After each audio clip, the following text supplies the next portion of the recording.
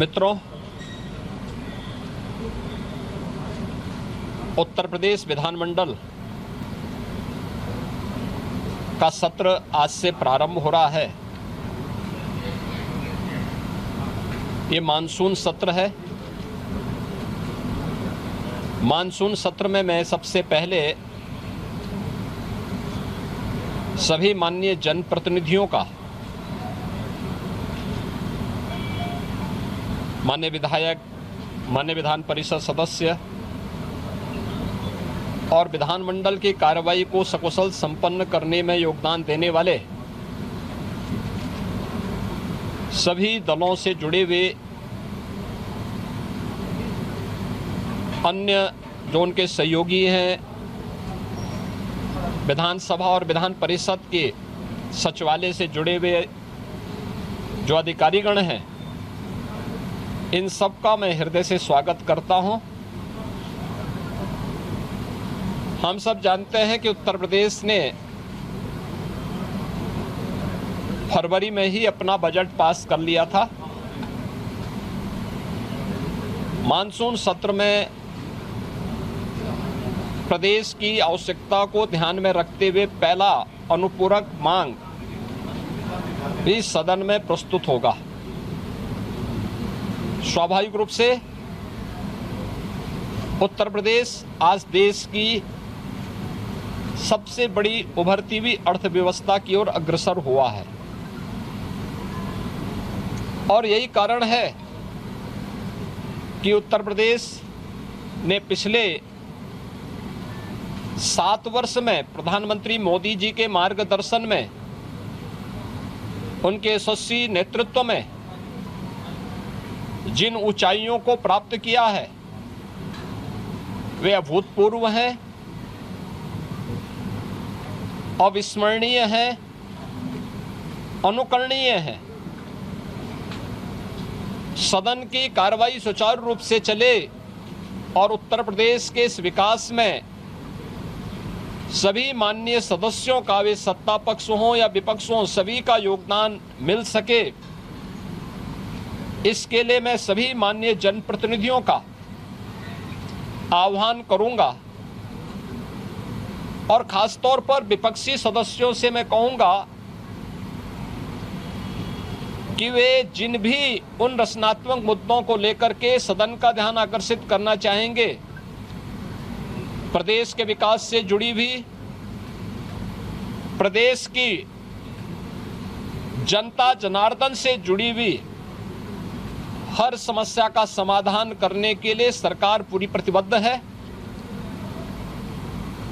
सदन का मंच उस चर्चा का, परिचर्चा का विषय बने, इसके लिए हम लोग पूरी तैयारी के साथ, मेरे सहयोगीगण उसका जवाब देंगे। सरकार इसका जवाब देने के लिए पूरी तत्परता के साथ वहां पर उपस्थित रहेगी। सदन की कार्रवाई सुचारू रूप से चल सके, विधायी कार्य सकुशल संपन्न हो सके, इसके लिए माननीय सदन से जो भी माननीय सदस्यगण हैं, उन सब से मैं अपील करूंगा कि वे सभी अपना सकारात्मक योगदान मानसून सत्र के सुचारू संपन्न करने में अपना योगदान देंगे। इसके लिए आज से प्रारंभ हो रहे मानसून सत्र में मेरी सभी माननीय सदस्यों से अपील होगी। मैं एक बार फिर से मानसून सत्र के प्रारंभ होने के लिए के अवसर पर सभी अपने माननीय सदस्यों का, जो इस सदन के कार्यक्रम में भाग लेने के लिए आए हैं, वैसे भी यह देवादिदेव महादेव का पावन मास सावन मास है और सावन मास में बड़े पैमाने पर हमारे जो शिव भक्त हैं, वे सभी शिव भक्त इस पूरे मास में इस कार्यक्रम के साथ जुड़े हुए हैं। तो सावन मास में एक तरफ शिव भक्तों की कावड़ यात्रा और दूसरी तरफ जनता जनार्दन की सेवा के लिए द दशकों से यूपी में ये चलता आ रहा था। साल बीतते रहे, सरकारें बदलती रही।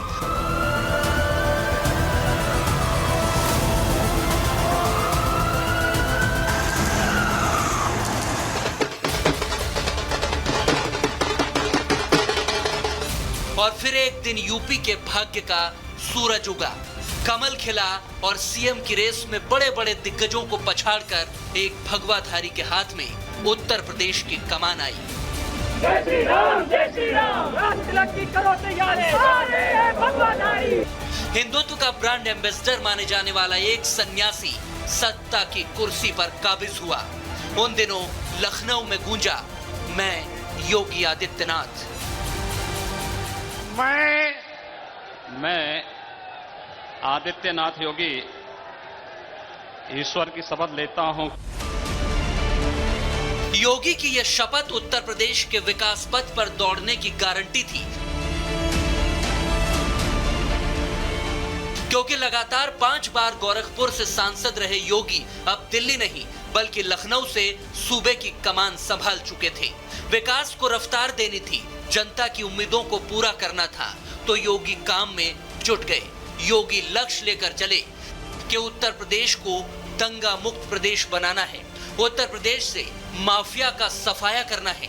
अपराध पर योगी का जीरो टॉलरेंस था और यूपी को भारत का ग्रोथ इंजन बनाना था। हर मोर्चे पर विकास ही योगी का लक्ष्य है।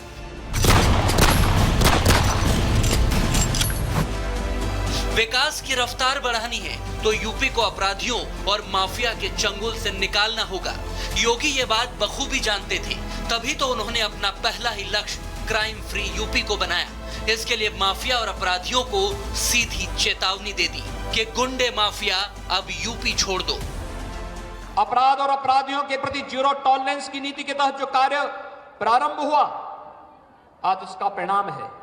अपराधी आज या तो जेल के अंदर है या प्रदेश छोड़ करके कहीं मुंह छुपा करके बैठा हुआ है। उसको प्रदेश के अंदर आने का वो दुस्साहस नहीं कर सकता है। उसे मालूम है कि उत्तर प्रदेश के अंदर रूल ऑफ लॉ को हम पूरी मुस्तैदी के साथ लागू करेंगे और प्रदेश के अंदर कानून के साथ खिलवाड़ करने की छूट किसी को नहीं देंगे। योगी का अल्टीमेटम यानी माफिया और अपराधियों की छुट्टी। अपराधियों पर लगाम लगाने का योगी स्टाइल अलग ही था। उन्होंने पुलिस को निर्देश दिए, माफिया की लिस्ट बनी और फिर शुरू हुआ ऑपरेशन बुलडोजर।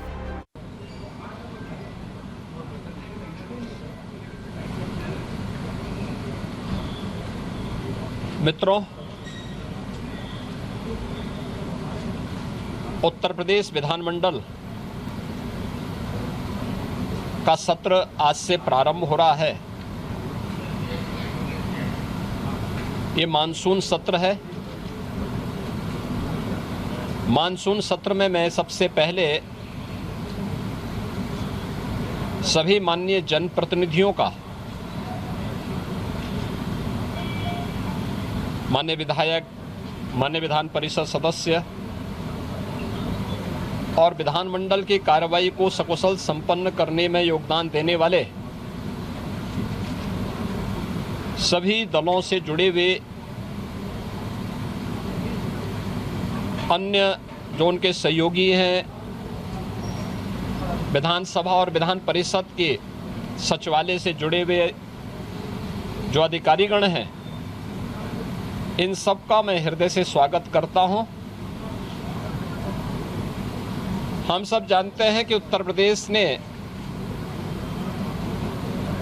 फरवरी में ही अपना बजट पास कर लिया था।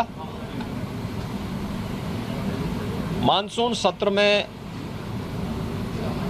प्रदेश की आवश्यकता को ध्यान में रखते हुए पहला अनुपूरक मांग भी सदन में प्रस्तुत होगा।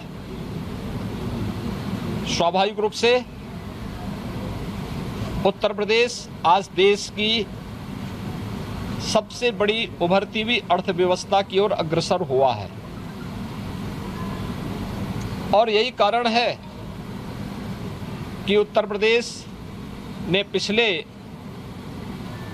7 वर्ष में प्रधानमंत्री मोदी जी के मार्गदर्शन में, उनके यशस्वी नेतृत्व में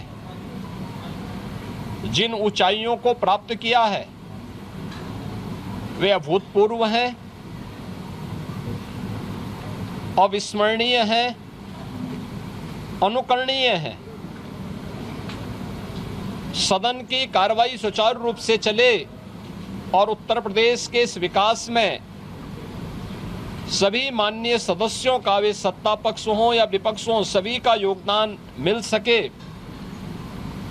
इसके लिए मैं सभी माननीय जनप्रतिनिधियों का आह्वान करूंगा और खासतौर पर विपक्षी सदस्यों से मैं कहूंगा कि वे जिन भी उन रचनात्मक मुद्दों को लेकर के सदन का ध्यान आकर्षित करना चाहेंगे, प्रदेश के विकास से जुड़ी भी, प्रदेश की जनता जनार्दन से जुड़ी हुई हर समस्या का समाधान करने के लिए सरकार पूरी प्रतिबद्ध है।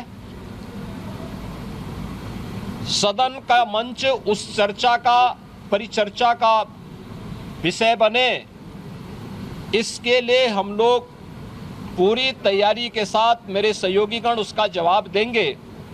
सरकार इसका जवाब देने के लिए पूरी तत्परता के साथ वहां पर उपस्थित रहेगी।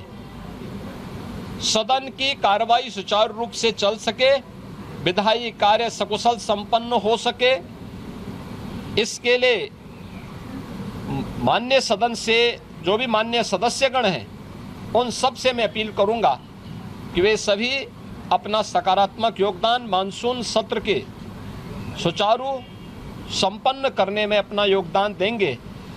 इसके लिए आज से प्रारंभ हो रहे मानसून सत्र में मेरी सभी माननीय सदस्यों से अपील होगी, मैं एक बार फिर से मानसून सत्र के प्रारंभ होने के लिए के अवसर पर सभी अपने माननीय सदस्यों का जो इस सदन के कार्यक्रम में भाग लेने के लिए आए हैं, वैसे भी यह